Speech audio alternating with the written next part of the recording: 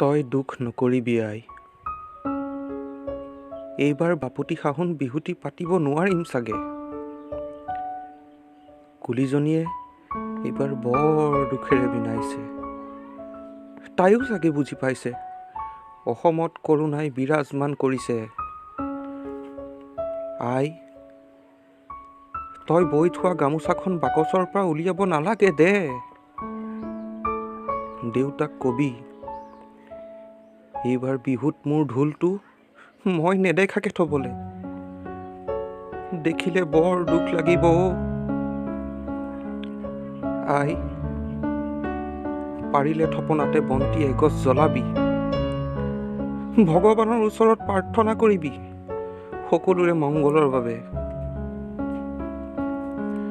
সোণৰ অসমখন চকুৰ আগতে জহি খহি যোৱা চাই থাকিব নোৱাৰো আই। ঘৰৰ পৰা ওলাই নাযাবি আই, ভয় লাগে অ। পাৰিলে দেউতাকো কথাটো বুজাবি। হিন্দী চিনেমাৰ ডাঙৰ ডাঙৰ তাৰকায়ো হেনো কৰোণাত আক্ৰান্ত। জাতি মাটি ভেটিৰ বাবে যুঁজ দিয়া জুবিন দাও হেনো চিন্তাত পৰিছে। ঘৰতে থাকাই আৰু কুশলে থাকাই